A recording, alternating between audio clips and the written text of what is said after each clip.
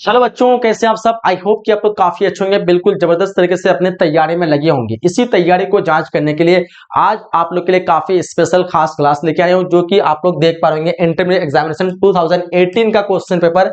और बाकी जो रेगुलर क्लास कर रहे हैं उसको तो पता ही होगा, हम लोग प्रीवियस लगभग सारे क्वेश्चन पेपर को सॉल्व कर रहे हैं, जिससे आपको पता चल पाएगा कि आपकी तैयारी अब कितनी लेवल की हो पाई है। क्या वाकई में आपकी तैयारी हो पाई है, वो तो आपको पता चलेगा जब आप प्रीवियस ईयर के सारे पेपर को इजिली बना सकेंगे। ठीक है, तो इसी का जांच चलने वाला है आज हम लोग कवर करेंगे इतिहास यानी हिस्ट्री का पेपर 2018 वाला। इससे पहले हम लोग सारे क्वेश्चन पेपर कवर कर चुके हैं। अगर आप लोग नहीं देखे, प्लेलिस्ट बना हुआ वहां पे आप लोग के प्रीवियस सारे ईयर्स के हम जो है 1 बाय 1 करके कवर करा दिया है। बाकी आप लोग के लिए काफी इंपोर्टेंट बता देता हूं, अगर आप एग्जाम में अच्छा स्कोर करना चाहते हैं तो मैं गारंटी करता हूं 90% क्वेश्चन तो प्रीवियस ईयर से ही पूछ जाने वाला है।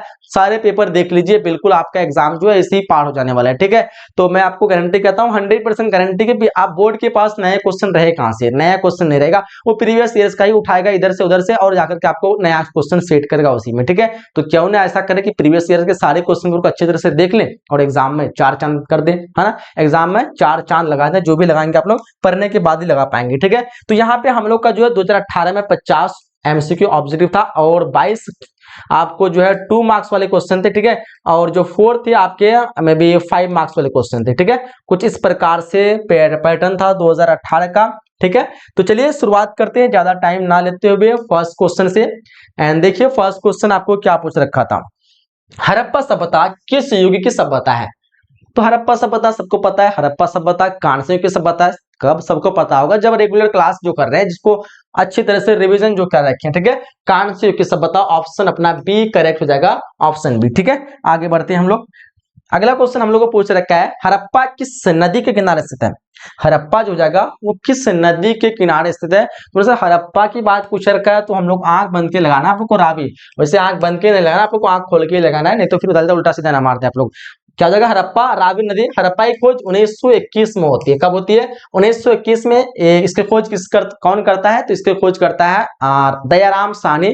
इसी के बाद खोज होती है मोहनजोदड़ो, जिसकी खोज करता है राखालदास बनर्जी 1922 में। हड़प्पा रावी नदी किनारे से और मोहनजोदड़ो सिंधी नदी किनारे स्थित है। नेक्स्ट क्वेश्चन कह रहा है लोथल कहाँ स्थित है? लोथल की बात पूछ रखा है सर। लोथल लोथल तो गुजरात में हो जाएगा, ऑप्शन ए। लोथल को बंदरगाह शहर भी कहते हैं। क्यों कहते हैं? क्योंकि हड़प्पा सभ्यता जो लोग थे उस टाइम व्यापार करते थे, समुद्री से मार्ग से जो उसका व्यापार था, आयात निर्यात भी होते थे, तो वो लोग कैसे करेंगे? वहां पे जहाज के द्वारा ना होगा। तो लोथल से जो बंदरगाह के अवशेष मिले, पता लगा है कि उस टाइम पे जहाज जो बंदरगाह होते थे वो लोथल में होते थे। तो ये गुजरात में है। ये कौन सी नदी किनारे स्थित है? लोथल भोगवा नदी किनारे स्थित है, याद रखिएगा। आगे बढ़ते हैं हम लोग। कह रहा है कि मोहनजोदड़ो का उत्खनन जो किया था वो किसने किया था? कौन वो व्यक्ति थे जो मोहनजोदड़ो का उत्खनन कराया था? बता दोगे सर? बता देंगे, राखालदास बनर्जी। ऑप्शन अपना यहाँ पे सीखा, जिसको आर.डी. बनर्जी भी कहते हैं। कब किया था? 1922 को किया था। ऑप्शन अपना यहाँ पे सी बिल्कुल करेक्ट होने वाली। ठीक है, आगे बढ़ते हैं हम लोग। आगे देखिए नेक्स्ट क्वेश्चन करा हम लोग को, इंडिका के लेखक कौन हो जाएगा? इंडिका, है ना। इंडिका वर्ड नाम सुना आप लोग ने? इंडिका सर, इंडिका के लेखक तो हो जाएगा मेगास्थनीज। बिल्कुल, मेगास्थनीज किधर है जी? इधर है मेगास्थनीज। ऑप्शन बी पे करेक्ट करेंगे। मेगास्थनीज जो कि यूनान का राजदूत था, चंद्रगुप्त मौर्य के दरबार में आया हुआ था। ये इसी की पुस्तक है इंडिका, और दूसरा कैटिल्य की पुस्तक अर्थशास्त्र। ये दो पुस्तक से हमें मौर्य वंश के बारे में जानकारी मिलती है। एग्जाम में ये भी क्वेश्चन सेट होता है, याद रखेंगे। आगे बढ़ते हैं हम लोग। नेक्स्ट क्वेश्चन पूछ रखा है कि गुप्त वंश के किस शासक को भारत का नेपोलियन कहा जाता है? बता दो कि आप लोग गुप्त वंश के कौन शासक थे? वो थे हमारा समुद्रगुप्त। कौन थे? समुद्रगुप्त, जो कि भारत का नेपोलियन से इसकी दर्जा सॉरी इसको भारत का नेपोलियन कहता है, जिसकी दर्जा नेपोलियन से कर रखी है। बट एक्चुअली बात करें तो समुद्रगुप्त पहले था, नेपोलियन से दर्जा नहीं करना चाहिए, बल्कि नेपोलियन को समुद्रगुप्त से दर्जा करना चाहिए, है ना। ये कहना चाहिए नेपोलियन को समुद्रगुप्त से दर्जा करना चाहिए, ना कि नेपोलियन तो बाद में आया जी, समुद्रगुप्त पहले था। ठीक है, वैसे इस क्वेश्चन का आंसर आपको ऑप्शन बी मारना, ज्यादा दिमाग आप लोग को नहीं लगाना है। चलिए आगे देखते हैं। क्वेश्चन पूछ रखा हम लोग को, प्राचीन भारत में धम्म की शुरुआत जो कि किस शासक ने किया था? धम्म की शुरुआत देखो, धम्म मतलब अशोक ने एक धम्म लगाया, धम्म की शुरुआत किया था। यानी धर्मों से जो अलग अलग धर्म थे, स्पेशली वो तो ज्यादा बौद्ध धर्म की अच्छी सी बातों को लिया और उसी का प्रचार प्रसार में लग गया, जिसको अशोक का धम्म कहते हैं। ठीक है, ये हमारा आ जाएगा ऑप्शन सी, अशोक ने किया था। किसने किया था? अशोक ने। ऑप्शन सी हमारा बिल्कुल करेक्ट आंसर होने वाली है। आगे देखते हैं हम लोग क्वेश्चन नंबर 8, ध्यान से देखिए। कह रहे कि मनुस्मृति में कितने प्रकार के विवाह का उल्लेख किया गया है। मनुस्मृति हो, चाहे आपको महाभारत हो या फिर आपका अर्थशास्त्र हो, लगभग हर जगह पे आपको 8 प्रकार के विवाह का उल्लेख मिलेगा। ऑप्शन अपना सी यहाँ पे बिल्कुल करेक्ट आंसर होने वाली है। आगे बढ़ते क्वेश्चन पूछ रखा है, महाभारत का युद्ध कितने दिनों तक चला था। काफी शानदार क्वेश्चन, लाजवाब क्वेश्चन, बिल्कुल पता होगा। महाभारत का युद्ध कुरुक्षेत्र के मैदान में चला था, बट पूछ रहे कितने दिनों तक, तो 18 दिनों तक। अपना आंसर ऑप्शन डी पे होने वाला है। किसके बीच हुआ था, पता सभी को, कौरव पांडवों के बीच। कितने दिन तक, 18 दिन तक, याद रखेंगे। चलो, कुरुक्षेत्र कहाँ पे, हरियाणा में है, ये भी याद रखना आप लोग को। अच्छा, महाभारत जो है ये कौन सी भाषा में लिखी गई है, संस्कृत भाषा में लिखी गई है। इसके रचयिता कौन है, वेदव्यास। ये भी क्वेश्चन एग्जाम में आते हैं। महाभारत में गंगापुत्र के नाम से किसको जानते हैं, भीष्म को जानते हैं गंगापुत्र के नाम से। ऑप्शन बी पे सबको टिक लगाएंगे, है ना। क्वेश्चन 10 का ऑप्शन बी, वेरी गुड। आगे बढ़े हम लोग, आगे देखते क्वेश्चन। नेक्स्ट क्वेश्चन कराए हम लोग को, श्वेतंबर और दिगंबर का संबंध जो कि किस धर्म से था। श्वेतंबर और दिगंबर बता दोगे। देखो, श्वेतंबर और दिगंबर, श्वेतंबर जो कि सफेद वस्त्र पहनते थे, दिगंबर जो कि बिना वस्त्र के, तो ये दोनों अनुयायी थे जैन धर्म के। ऑप्शन डी, दिगंबर जो कि काफी कट्टरता से जैन धर्म का पालन करते हैं, श्वेतंबर इतना कट्टरता से नहीं, बट दोनों तो भक्त जैन धर्म के ही है, ठीक है।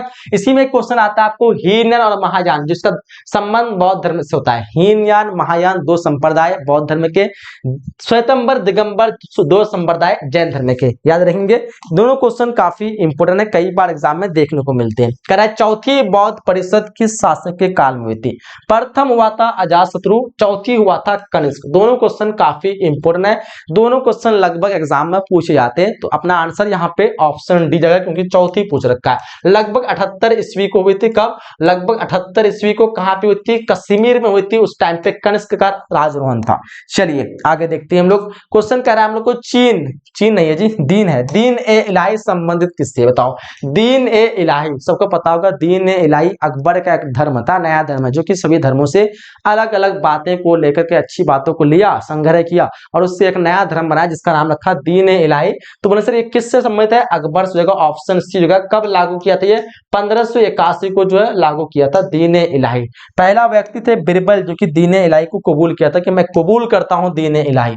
करा हम लोग को भक्ति, अच्छा भक्ति नहीं जी, भारत का अंतिम मुगल शासक कौन था। आप लोग भी सोचते कुछ भी पढ़े जा रहे हैं ना, ऐसा नहीं, ऐसा वर्ड लगता है मुझे मेरा मन करता है कि बिना देखे मैं पढ़ लूं, लेकिन ट्राई करता हूं लेकिन पढ़ नहीं पाता हूं। कि भारत का अंतिम मुगल शासक पूछ रहा है सर, बहादुर शाह जफर हो जाएगा। ऑप्शन अपना डी यहाँ पे बिल्कुल करेक्ट होने वाला है, बहादुर शाह जफर। एंड बहादुर शाह जफर की खूबी को बता दें तो ये भारत के अंतिम बादशाह थे 1857 में। काफी इसका जो है दिल्ली से जो है अपना ये किए थे, भार उठाए थे, काफी इसका रुतबा रहा, बट इतना कामयाबी नहीं मिली, क्योंकि इसके दो बेटे जो थे ना, दो बेटे को जो है और एक इसके पोते को अंग्रेज ने गोली मार के हत्या कर दिया, और साथ ही साथ इसको जो है रंगून भेज दिया। कहाँ भेज दिया, रंगून, जो कि बर्मा में है, ठीक है। वहीं पे इसको जो है 1862 को इसको जो है इसकी मृत्यु हो जाती है 1862 को, और इस प्रकार से मुगल वंश अंत हो जाता है, समाप्त हो जाता है। और इस प्रकार से बहादुर शाह जफर मुगल वंश का अंतिम बादशाह रहता है। इसका बेटा वगैरह सब खत्म, वंश खत्म, तो क्या होगा, सल्तनत खत्म। यही तो करना था अंग्रेज को, इसलिए तो सारे बेटा पोता सबको मार दिया, कोई नहीं रहने वाला रहेगा।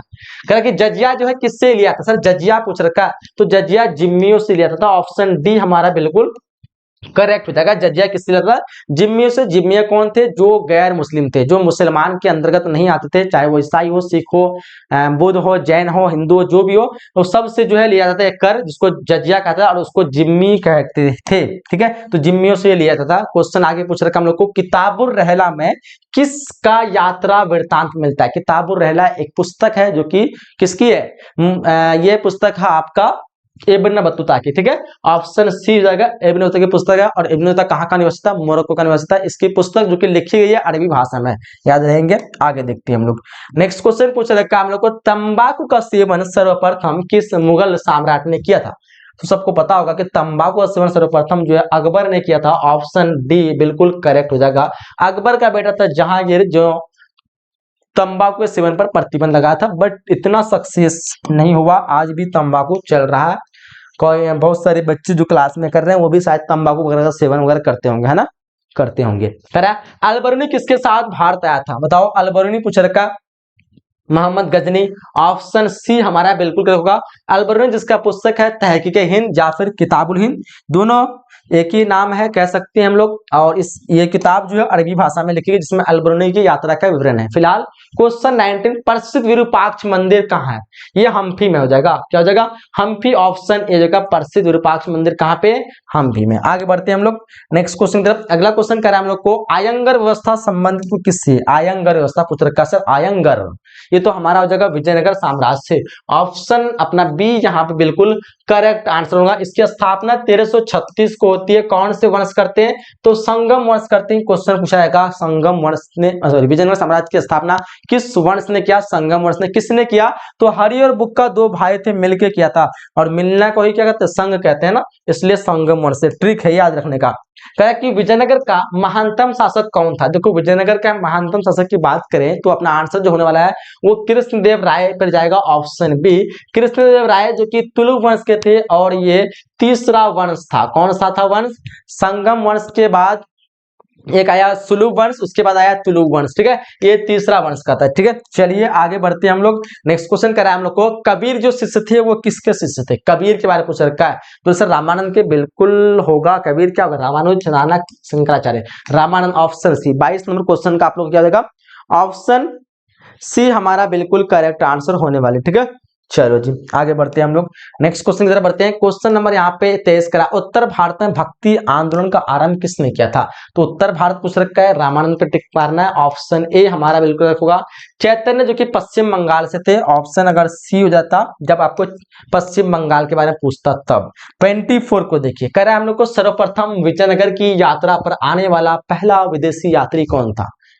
बता दो कि आप लोग बोले सर हमारा आंसर होगा निकोलो कोंटी। ऑप्शन ए हमारा बिल्कुल करेक्ट आंसर होगा निकोलो कोंटी। ठीक है, चलिए आगे देखते हैं हम लोग नेक्स्ट क्वेश्चन। क्वेश्चन 25, बीजक में किसके उपदेश संग्रहित है? सर बीजक, बीजक में कबीर के उपदेश।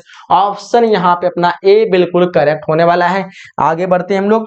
आगे देखिए क्वेश्चन कह रहा है हम लोग को निजामुद्दीन औलिया किस सूफी सिलसिले से है? निजामुद्दीन औलिया चिश्ती सूफी सिलसिले से। ऑप्शन ए जगह। इसकी दरगाह कहाँ पे है? दिल्ली में है, याद रखेंगे।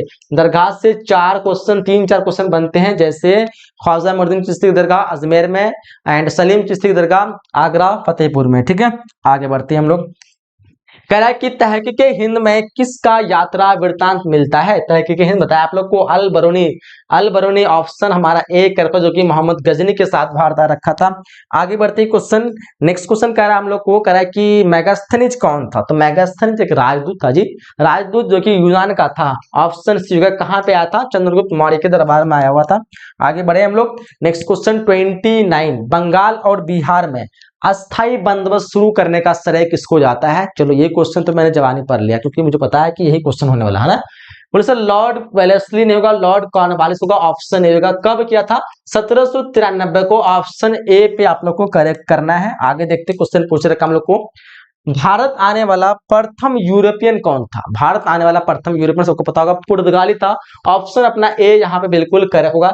कब आया था? तो कब आया था? 1498 का आया था। कहाँ पे आया था? केरल में कालीकट जगह है, वहां पे स्थान में आया था ये। ठीक है, 10 मई 1798, क्या कर रहा हूँ, 10 मई 1497 को जो है निकला था अमेरिका की खोज में। वास्को डिगामा 10 मई 1497 को अमेरिका की खोज में निकला था और 17 मई 1498 को ये भारत पहुंच रखा था। एक्चुअल में गलती से पहुंचा था, क्योंकि ये खोज निकला था अमेरिका के, लेकिन पहुंच गया भारत में। कोलंबस जो कि निकला था भारत की खोज में और पहुंच गया बेचारा अमेरिका। तो कोलंबस अमेरिका की खोज किया था और वास्को डिगामा भारत की खोज। एक्चुअल में भारत की खोज नहीं किया था, भारत पहले से था। भारत पहुंचने के लिए जो रास्ता है वो रास्ता ही खोज किया था। कलकत्ता में सर्वोच्च न्यायालय से 1773। ऑप्शन अपना बी यहाँ पे बिल्कुल करेक्ट होने वाली है। आगे देखते हैं हम लोग। कह रहे कि पुर्तगाली ने गोवा पर कब अधिकार किया था? देखो ये तो आया, रास्ता खोज के गया वास्को डिगामा और बुला लाया अपने फौज को। 1510 को जो है कंपनी स्थापित किया था गोवा पे, 1510 पे, और रहा कब? 1961 तक। सोच सकते कितना लंबा समय से रहा ये। 1961 को पुर्तगाली ने गोवा को आजाद किया, गोवा को छोड़ा। संथाल विद्रोह कब हुआ था? संथाल विद्रोह 1855 को। ऑप्शन डी पे बताना आप लोग को। 1855 को संथाल विद्रोह हुआ था। किसने किया था ये संथाल विद्रोह? सिद्धू और कन्हू दो भाई थे, अंग्रेजों के अंग्रेज जो उसके जमीन को, जिसका नाम था दमीने को, कब्जा कर रहे थे, टैक्स मांग रहे थे, ये लोग देने से इनकार। फिर ये हो गया युद्ध 1855 को, बेचारा लोग मारा गया 1855 को। सिद्धू और कनो फांसी लगा दिया अंग्रेज ने, क्योंकि उसके पास आधुनिक हथियार, इन लोगों के पास कुछ नहीं, तीर कमान, नॉर्मल सा सिपाही क्या कर पाएगा, इसलिए हार हो गई। दमीने को बता दिया आप लोग मैंने, दमीने को जो कि संथाल की जमीन था, जिसका कहते हैं भूभाग। ऑप्शन ए हमारा करेक्ट आंसर हो जाएगा। आगे देखते हैं हम लोग, नेक्स्ट क्वेश्चन कह रहा है हम लोग को, लखनऊ से 1857 के विद्रोह का नेतृत्व किसने किया था? लखनऊ से, तो लखनऊ से ये किया था, वो किया था आपका बेगम हजरत महल। ऑप्शन बी पे करेक्ट होगा, सॉरी बेगम अवध से किया था। लखनऊ से क्या होगा? नाना साहब होगा ना, 35 नंबर क्वेश्चन का, 35 का बेगम हजरत महल, नहीं ये लखनऊ से होगा, बेगम हजरत महल लखनऊ से, ऑप्शन बी है ना। चलो जी ऑप्शन बी ही हो जाएगा। चलिए आगे बढ़ते कर हम लोग को, 1857 के विद्रोह का समय भारत का गवर्नर जनरल कौन था? 1857 के समय भारत का governor general sir Lord Canning हो जाएगा। ऑप्शन सी, ऑप्शन सी हमारा बिल्कुल करेक्ट आंसर होने वाला है। कह रहे हम लोग को कि व्यापकत के सिद्धांत का संबंध किससे? व्यापकत का सिद्धांत, व्यापकत ऐसी सिस्टम थी ना जिसमें अगर किसी भी राजा का बेटा नहीं हो, उसका कोई उत्तराधिकारी नहीं हो, या फिर किसी तरह से उसका राज खत्म हो गया हो, तो ये जो शासक जो सीधा अंग्रेज पे चला जाएगा, और ये लाने वाला था डलहौजी। क्यों लाया था? डलहौजी। ऑप्शन बी पे आप लोग को करेक्ट करना है। आगे कह रहे हम लोग को कि विक्टोरिया टर्मिनस जो किस शैली की इमारत है? 38 नंबर क्वेश्चन देखिए, विक्टोरिया टर्मिनस पूछ रखा है सर, आंसर होगा इंडो सराय सैनिक शैली। ऑप्शन सी बता देंगे आप लोग, ठीक है।